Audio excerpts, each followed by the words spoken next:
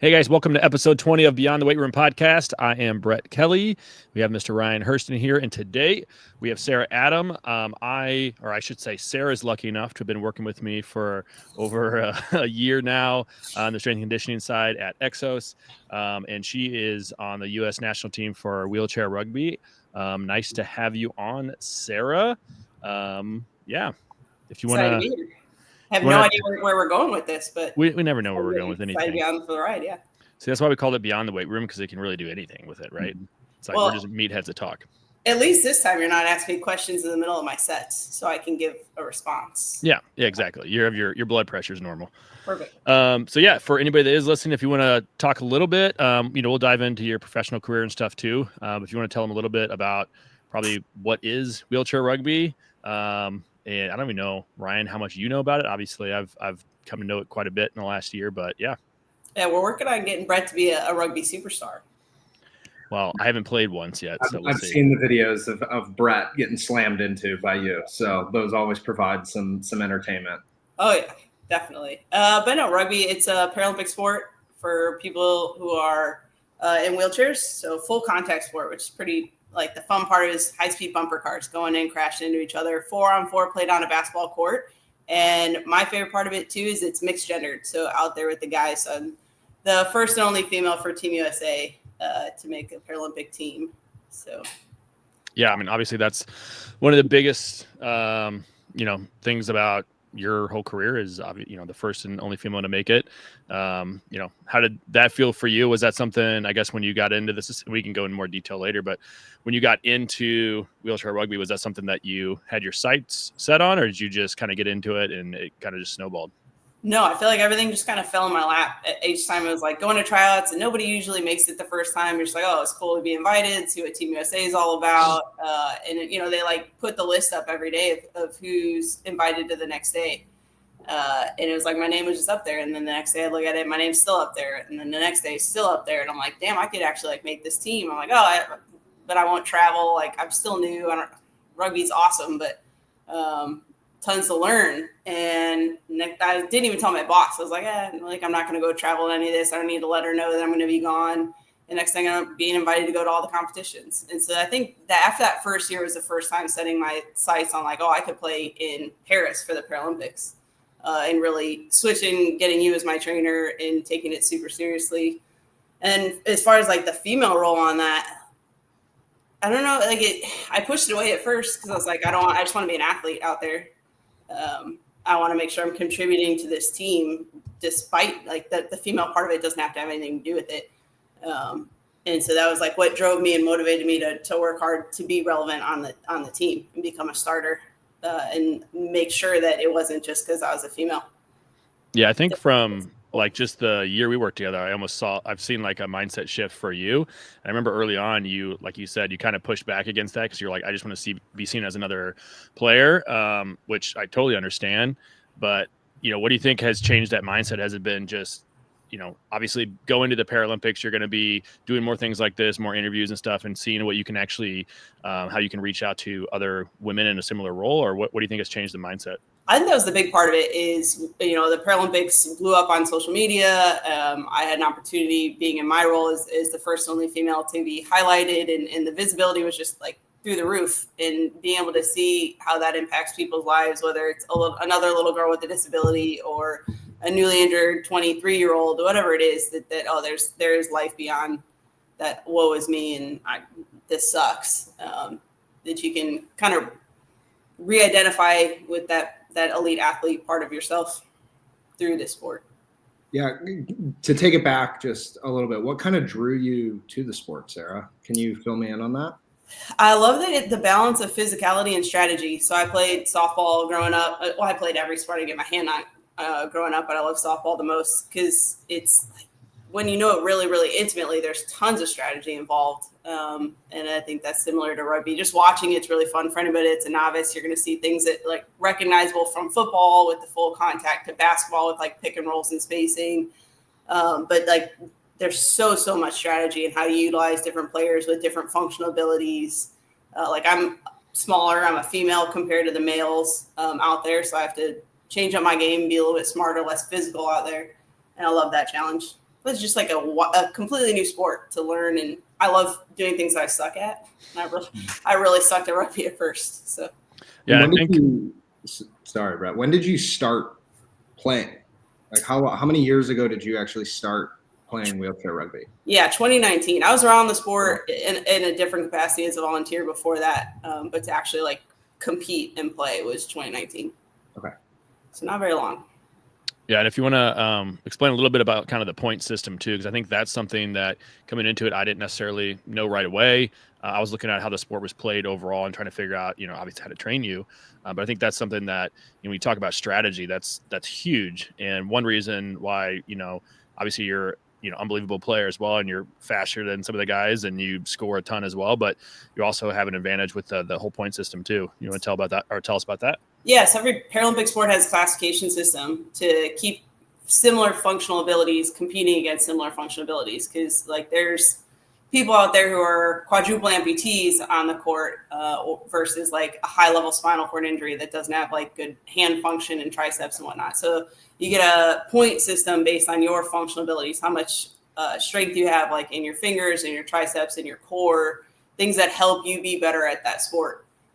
And so for me, and it's 0.5 to 3.5, 3.5 being like the most functional. They've got full trunk, good arms and hands to be a ball carrier versus a 0.5 who has very little functional ability, plays more of like a defensive role. So tons of strategy in there. And then for me, I'm a mid-pointer, but as a female, I get a 0.5 addition. And it goes back to just like physiological differences. Like I work my ass off with Brett, but like no matter how hard I work in the gym, I'm not going to have the same physical abilities as a male with similar function to me. So the 0.5 kind of helps even that out, I guess.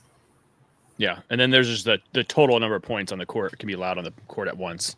So that kind of helps keep everything even there a little bit, which is like I said, strategy wise is extremely important, which is really cool to kind of see how all that's done. And some of the lower points are utilized more like blocking, pick and rolls, that kind of stuff, correct? Yeah. And I mean, the fun part for me is figuring out how to be at like the top end of your classification, because that's what you need to be able to be an elite in this sport. You have to either be favorably classed or utilize every bit of function you have. So that's like the strength and conditioning part comes into it. How did you get set up with Brett though? Like what? Oh, my head coach was like, you got to get stronger. And so I was like, yeah, I just don't know how to do that. And we contemplated, like, do you go for somebody who is a strength and conditioning coach that it works with people with disabilities? Because those are few and far between. And then particularly somebody that works with like an elite person with a disability, even less. And I was like, I'd rather just be around an elite coach, somebody who knows how to train an elite athlete who's going to push me. He can learn the sport. I can help him learn the movements and what I need to do. And so my coach had been working with an Exos person down in Phoenix, and he's like, I love working with them. See if there's any in St. Louis. And Brett had Olympic experience. I was like, perfect. Yeah, that is interesting, right? Like Brett, I know you have your background with Olympic coaching, and Sarah, you do too. Sarah, can you kind of walk us through like what that's like during, the travel over to Paris and then the opening ceremonies? Like some of that had to just be like almost an out of body experience, I would imagine. It's surreal. Take that in.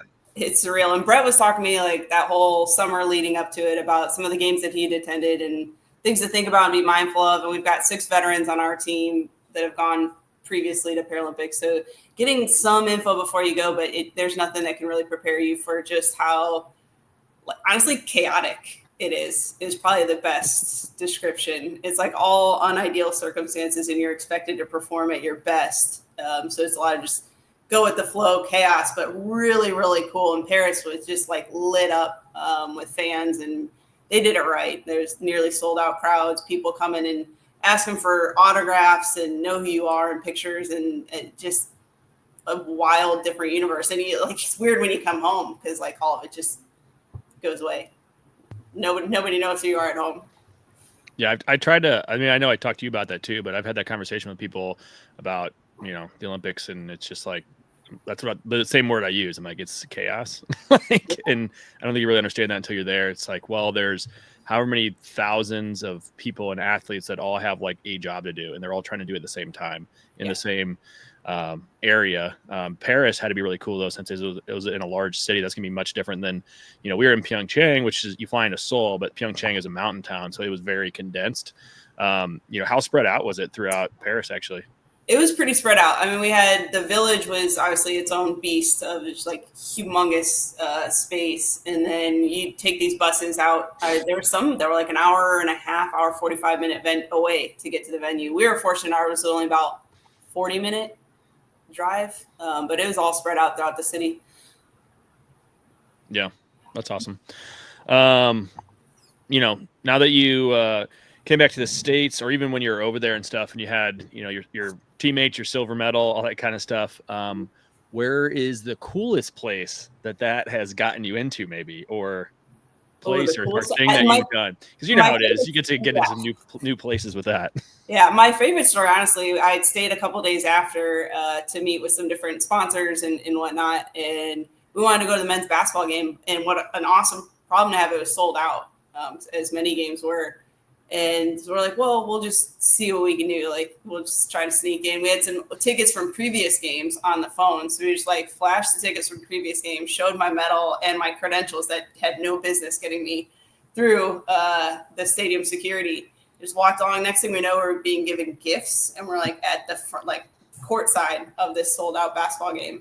So that was cool. Yeah. I don't know. I haven't really used it otherwise to get it anywhere.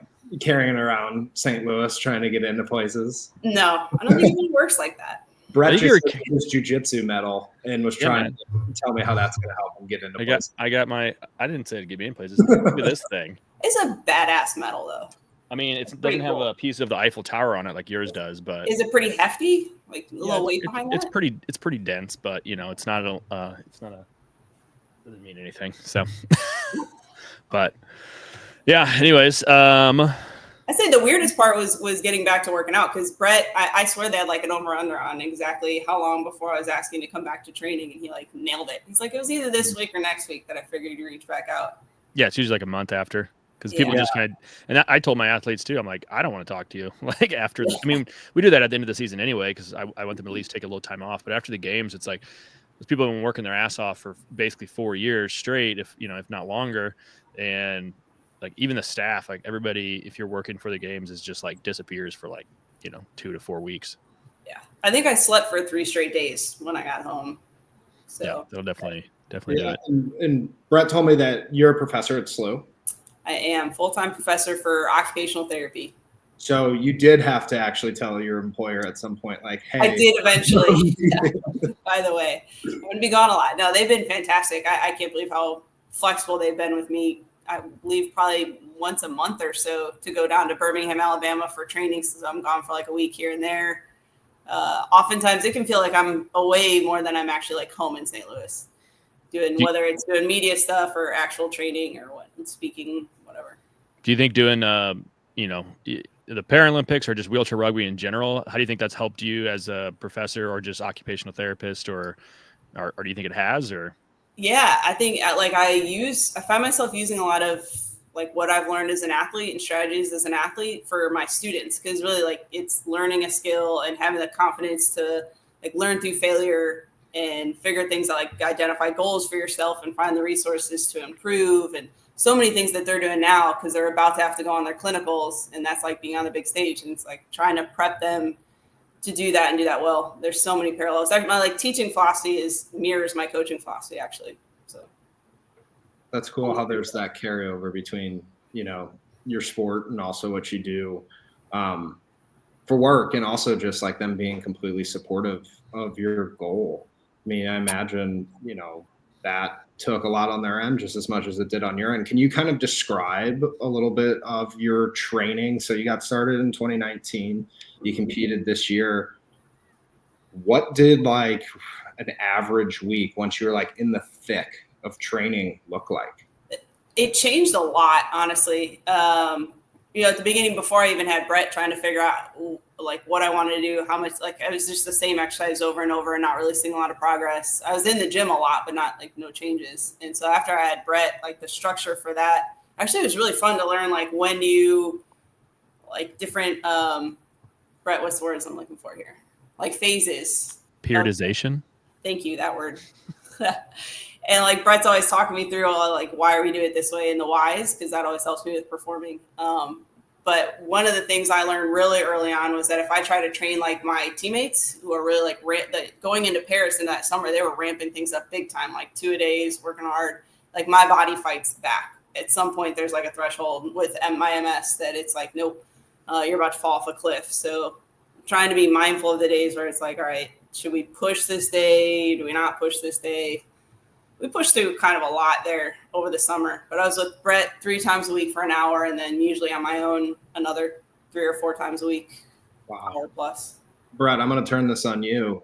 How did you go about structuring programming for Sarah? Like, what was the biggest challenge for you? How did you guys work together to kind of get to the point where Sarah was able to go and compete and crush it? Yeah, I mean, I think the like overall Encompass is going to be pretty similar to, you know, any athlete you're training, where you have, you know, your goals of hypertrophy and then strength and power and leading up to trying to peak at the right time, right? Now with Sarah, what we wanted to do, this didn't work out, but what we wanted to do was kind of have like what we called Hell Week early on, so we could see how our body reacted.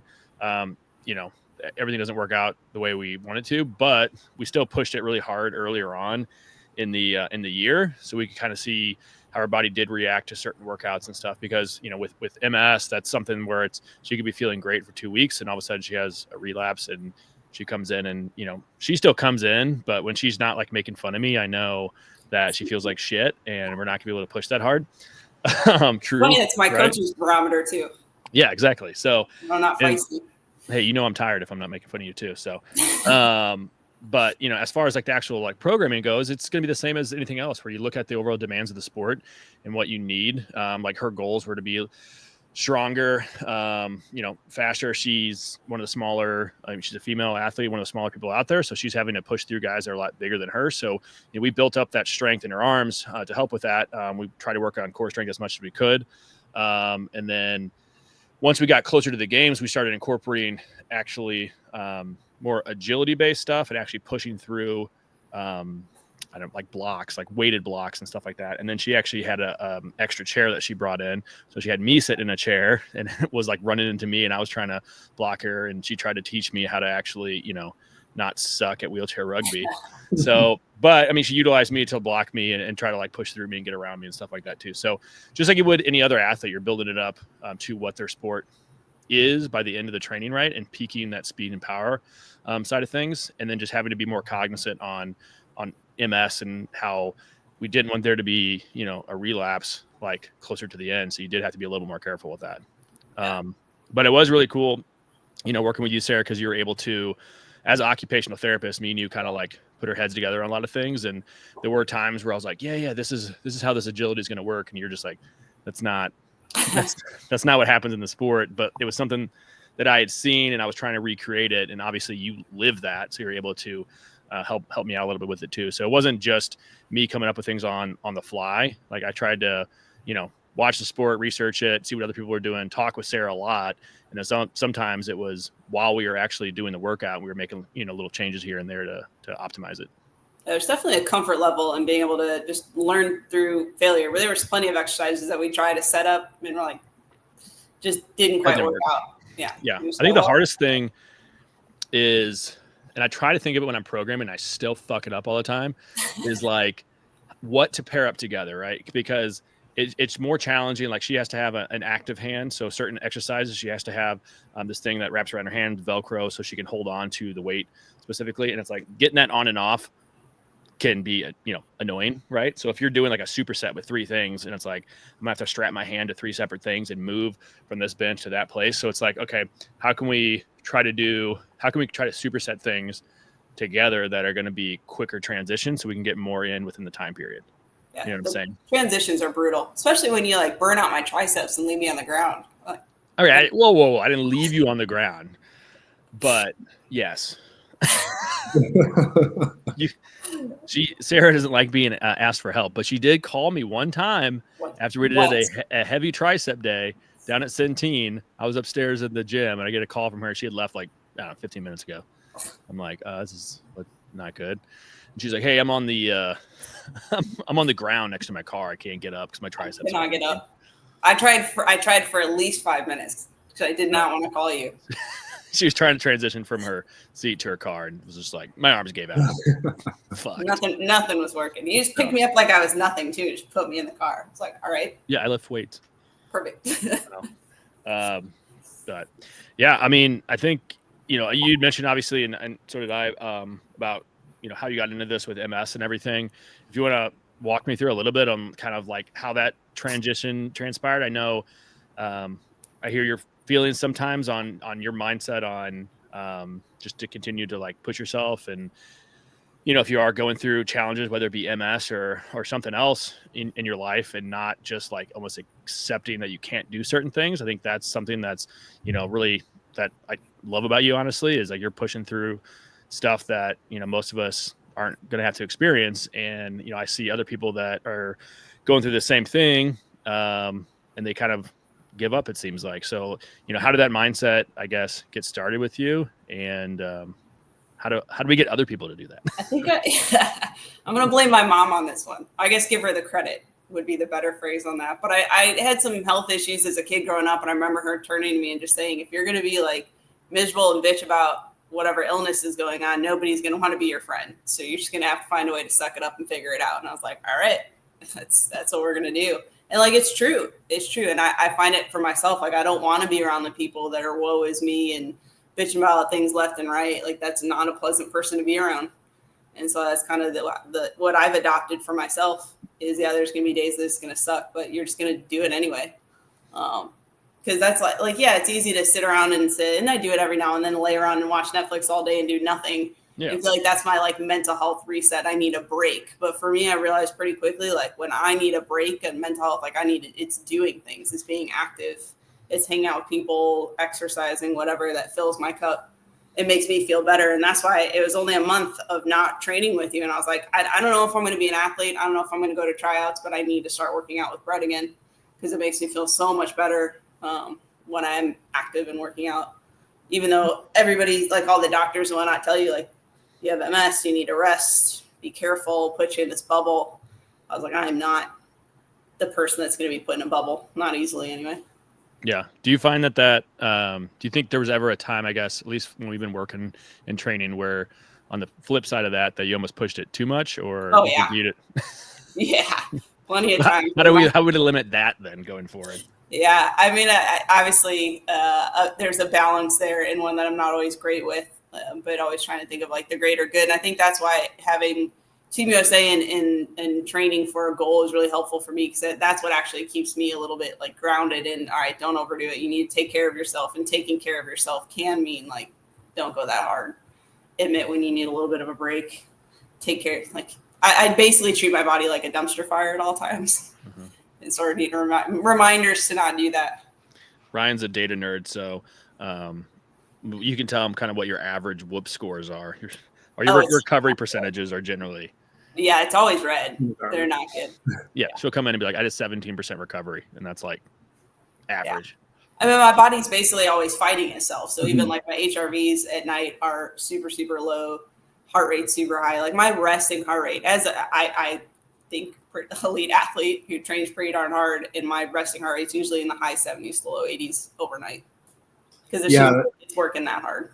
I mean, the self-awareness to know, right? Like, yeah, I can sit here and complain and mope, or just like get to work, and knowing that, like, yeah, some days it does feel better to just sit around and not do anything. But ultimately, like the thing, like you said, that fills your cup is like activity, right? Like that's such like a balance of your body's always fighting against you, but you know that you have this goal that you're going towards. And like Brett said, like not a lot of us are ever going to experience what you've gone through. So along that journey, right? You started in 2019.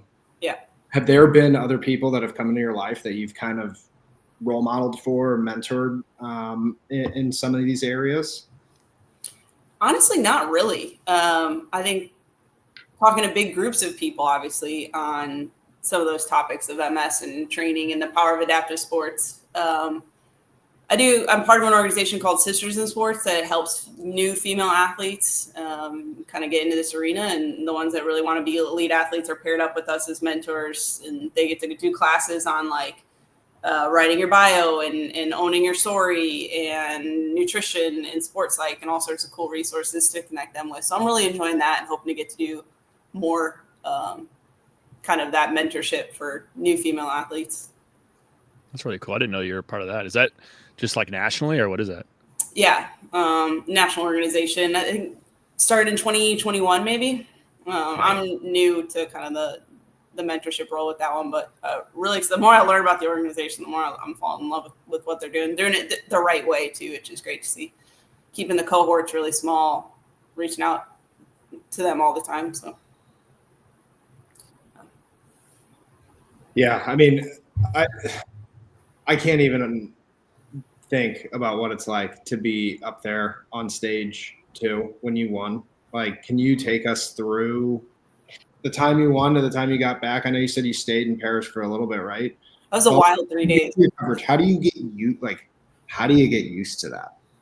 You really don't. Like, and obviously, like the medal ceremony was really cool. A lot of emotions going on, disappointment and not getting gold, obviously being the primary one at that point. But then it kind of settles down. And you're like, I just want a silver medal at the Paralympics. Like, I'm the second best. Our team is the second best in the world at something, which is really cool. And then to take in, those 3 days we were traveling a lot, going to different events and sponsorship stuff in Paris, like seeing Paris, and really glad that I had that opportunity just to soak it all in. Because you're trying to like keep it out when you're competing. And there was so much noise, so much media stuff going on, being asked to do interviews, and like what's already a very mentally taxing time. And then you've got obviously like my parents are in the stands and fans and whatnot, and like even trying to tune them out and just focus on the goal of the game.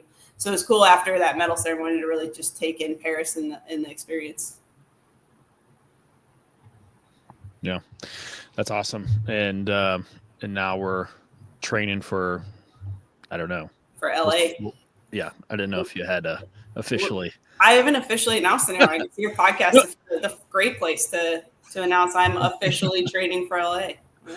Nice. Nobody listens to this, so it's fine. But yeah, no, you kind of just talked to me about that recently. So excited to get rolling with that, and that'll be awesome to have in the States and everything. And from what we've talked about, I know some of you've talked about it with Chuck and other people on your team too, is like those second games coming back where people are going to, the sponsorships and all that kind of stuff are going to know who you are going into that. It's going to be a lot more of that noise that you were just talking about too. So hopefully you've found some ways to kind of tune that stuff out. Yeah, I'm excited for the opportunity to do like all of it over again after learning a whole bunch in that first quad for Paris to change some things up and adjust for LA, knowing what we know now. Yeah. Like, we're going to make things a little bit easier. Yeah, for sure. Well, you guys got 4 years to work on that, so that's going to be exciting, I'm sure. You got a lot of good parts coming back, including yourself, so that's awesome. I guess I wanted to change gears a little bit towards just kind of like everyday life and here in St. Louis or wherever. Since you've been doing this, since you've had MS and everything, I know you've probably dealt with ableism at some point within your life. I know that's something that we've talked about before as well. How do you like navigate some of those challenges on like a day-to-day life, or even within your career, or do you even notice that? Or yeah, I obviously noticed that. I kind of find them funny, little things that I run into throughout the days that are like ableistic. Like one I always talk about is being in Forest Park and I get in my rugby chair and go for a workout, so go for a push. So kind of like strapping on your sneakers and going for a run. I jump in my rugby chair, and some of those hills are brutal. I'll admit it. Some of the hills in Forest Park kick my butt. But going south on Skinker, where it's just like this steady increase, and this like 80-some-year-old guy is like turning me and like clapping for me, and I'm like, dude, no, like, what are you clapping for me for? You're the 89-year-old guy getting up this hill. Like, good on you. But there's so many times that people are like congratulating us for stuff in our, like, that's just normal everyday stuff. Working out, going to the grocery store. Like, I go to the grocery store and people follow me through the aisles, asking like, do you need help? Can I help you? I'm like, at some point it's creepy. Like, why are you still following me? Yeah. But I like advocating. I'm not like the loud advocate. I'm not going to get like upset at things that are annoying out in the real world. I feel like I advocate just by living my life and going showing people like, oh, that girl has a disability, uses a wheelchair, but can still grocery shop and drive and work and doesn't need help doing things. We can be productive. Yeah, I think a lot of people, it's obviously, I think it comes from a place of like, they don't, not understanding and like wanting to help, but Yeah. also realizing like, do you want help in every little thing in your Yeah, life? You know? we get asked all the time, like a million times a day, do you need help? Do you need help? Do you need help? And I don't mind, because there's sometimes I'm like, I am struggling, and it's like, yeah, a little help would be nice. Like when you're on the ground next to a car. like when Yeah, Brett knows that he's helping I us. need Brett to pick me up and put me in the car. It was like the one time in a year that she's asked for help. So Yeah. But it does get annoying when they're like incessant about it. It's like, if I just say no, just believe me that I'm good. I'm not continuing to like hover. And like, I was just at the airport coming home from Phoenix, and the shuttles to get out to the parking lots are always really full late at night. And usually there's like 3 that go by because the lifts don't work or what. Like, I'm just used to it. I don't get upset. I don't get riled up. I'm like, I'll just get the next one. But some lady who ended up being a therapist, like, freaked out. She's like, no, we're getting you on this bus, and like caused this whole scene and ruckus and made people get off the bus. And I was like, I want to be anywhere but here right now. I hate that stuff. Yeah, I mean, again, people think they're helping sometimes, and it just can make things more difficult for you without necessarily knowing. But I think one thing that you had said to me early on that I never even thought of, but which like already made me feel uncomfortable, and I wasn't even in that situation, was the fact that everybody remembers you, meeting you. Yes. And you don't remember meeting anybody. Like, I'm terrible with names. And there's been times where people come up to me and they're like, oh, hey, Brett. And I don't know who they are. And like, that must happen to you literally on a daily basis. Yeah. That sounds like my nightmare. Yeah. Yeah. Like, I just noticeable being in a wheelchair. So like, even just going somewhere, they don't know who I am. They don't know that I'm Sarah Adam, this wheelchair rugby player, but they know, like, I see you all the time coming in here. And then obviously people coming up, and a lot of times, like, especially in the rugby community, there's a lot of people that know who I am, but I don't know who they are. And they come up and start talking to me as if they know me, and we've talked before. So I'm sitting there the whole time going like, context clues. Who are you? Am I supposed to know you? I honestly feel like a giant a-hole. I feel so bad. Well, I mean, that's a whole different topic though. Well, you being a giant a-hole. So is there anything, I guess, of being an adaptive sport athlete that you think most people wouldn't know or that would surprise them? About being an adaptive athlete? Yeah. Oh, I feel like a lot of it, I think people are surprised by what we can do and like without adaptations, like in the weight room or like pushing our body, how far we can push our bodies. Honestly, a lot of times kind of forget that I have MS. Brett, I'll be like, man, I can't figure out why I like can't get this rep in, or why I feel like shit and I can't seem to juggle like being an athlete and being a professor. Other people can do this. He's like, have you thought that maybe it might be because you have MS? I'm like I genuinely kind of forget that that's a factor. And that's part of the fun of being an athlete, whether I'm doing just strength and conditioning or actually competing. Like it's not about the disability at that point. The expectations are what the expectations are. And the goals are to get stronger. The goals are to be a starter, whatever your goals are. The disability part of it is set aside. Yeah, I think I love that part. For me as a coach, like that was, some of the thing I had to kind of change as a coach as well was to let you do things differently and like, no, it's not always going to be the prettiest rep potentially, because you have poor core function, you have poor hip flexion, like you have there's certain things that are going to make it so your overhead press isn't perfect every time, and I'm gonna have to be on one side to make sure you don't fall off the bench that day or something. But like we're still going to be getting those reps in, because like those are the movement patterns you're going to have to potentially utilize in your sport, and it might not be the perfect movement pattern if you look at like how the body's supposed to move in a book or something. So being open to that was I don't know, eye-opening, I guess, to me.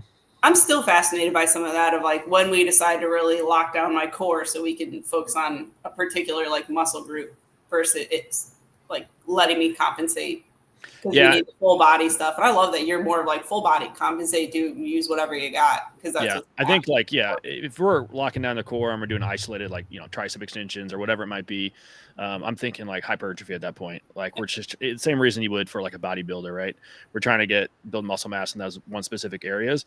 But just like any athlete, like I want you to be able to do that movement the way, whatever the best way is for you to do that movement within your sport, which is going to be different for you than, other people, and even other people within your sport, it's going to be different. Right. So you might not have the same ability to the person to your left in your sport to, like, I know one thing that you talk about a lot is you need to be able to get your ball up higher up over your head to get, when people are trying to smack the ball out of your hands, to get a pass. And like, that's something you've kind of fixated on towards the end of the training too. And it's like, there might be people that are better at that because they have more ability within that motion pattern. Yeah. Yeah.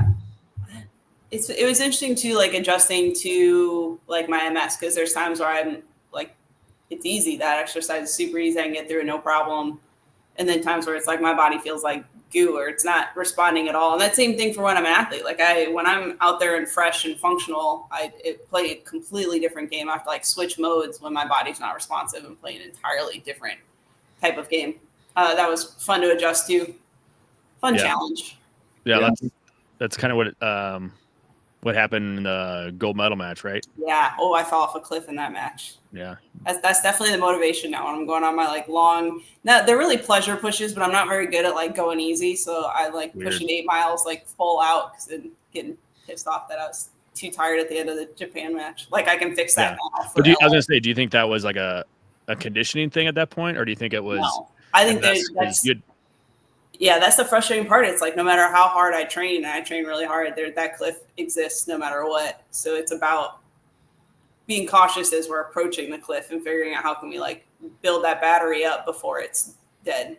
Yeah. And that was something we just really didn't manage very well in that last game. I was going to say, if that's something that you and Joe had talked about, your coach Joe, about if we were to do it over again, like how would you change that? Would it be less in the game before, or no? I think earlier in that game. And the funny thing is, the game before we were playing Great Britain, we just annihilated them. It was an easy game. I really wasn't physically strained. Felt good going into that. And it is 5 games in 5 days, and that's insane. Like, that's just stupid. We're the only sport that has no rest days, and we're the most physical sport by far. So I'd love to see a little rest day in there, but I think it's more about just like within game, the ability to like rejuvenate and not fall off that cliff. So I think he's going to try to get some lines so I can go out for like 3-4 minutes, go hard, come off for 3-4 minutes, and then go on for 3-4 minutes. I think that's my ideal. Yeah. I don't think I told you this, but for the last game, I had because of the time differences and everything, I actually had a golf tournament that day.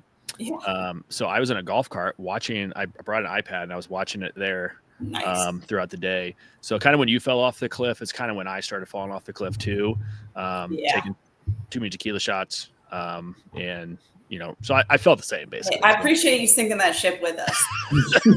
Thanks for coming along for the ride. Yeah, for sure. I always like exploring like elite athletes' mindsets going into matches. So for that final match, did you know that you were approaching like falling off the cliff, or was that something that kind of happened like spontaneously through? And then if it was something you felt before, like how do you prepare for these matches? Like, are you somebody that's big into visualization?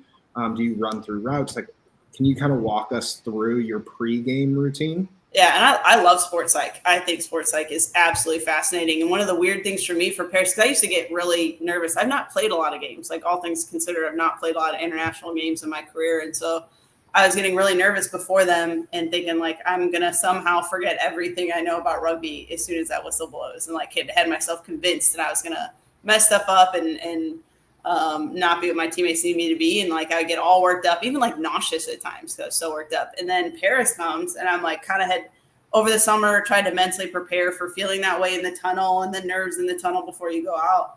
And none of it happened. It was the first time for pretty much all those games. I mean, there were glimpses of like, all right, we're feeling the nerves, but it's just like saying hi to those nerves and be like, that's fine. Like, welcome, no big deal. A lot of us just distracting each other and like, listening to music and dancing and whatnot, and that helped. And then it was honestly just like full trust. It's not really going through the game plan.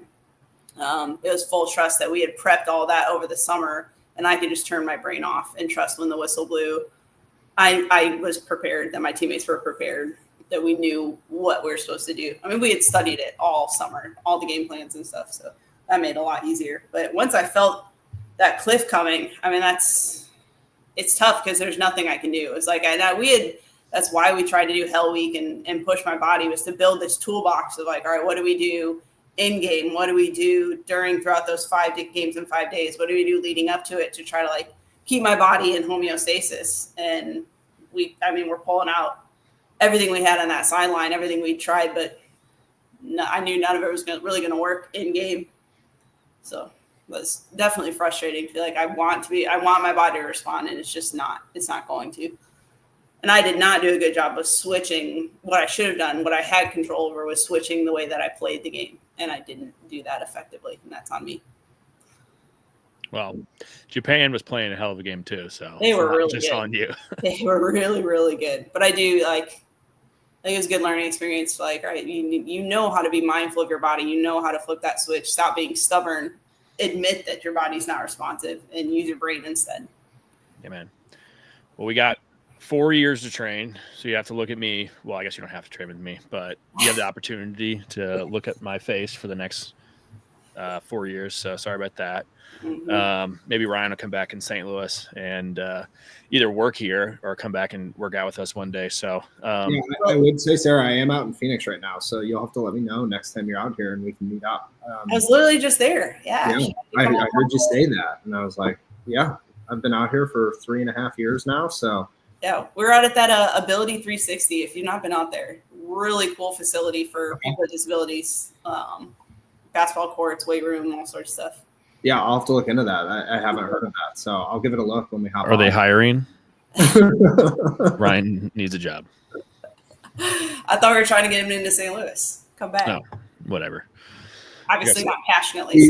See, Brett acts like he doesn't want me around, but all the signs point towards him wanting me back. I think it's pretty clear. What signs? There's signs. Yeah, there's signs. There's subtle tells. Okay, sure. Well, Sarah, you have anything else that you want to say to our listener? I mean, I just want to make sure if Ryan does come to St. Louis, do you prescribe to Feminine Fridays? Is that a thing? Do I need to know? Do I need to be made aware of this? So what does that encompass? Brett? Only chick music. I don't know. You have to contribute to it's all female playlist on Friday. Picked it out. I'll throw in some Fergie into that. Okay. We have Rebecca Black. It's Friday. Okay. Yeah. Yes, we do. Unfortunately, Britney Spears, Shania Twain, Britney Spears, Whitney Houston. So, you guys did Anabolic Fridays, didn't you, or what'd you do? Yes, we did Anabolic Fridays. So it was EDM, Uncrustables, Smelling Salts, and Disco Lights. Awesome. All right, he's good. He's in. So maybe we do that on Saturdays. There's no blend PT. the two together. We'll keep female artist music. We'll bring in Disco Lights and Uncrustables. Female EDM. This might have to be in Maryland Heights. Yeah. Yeah, this is a Saturday Mercy's closed situation. So anyway, Sarah, thanks for hopping on with us, and we're working out tomorrow morning, so get your shit together. I'll try my best.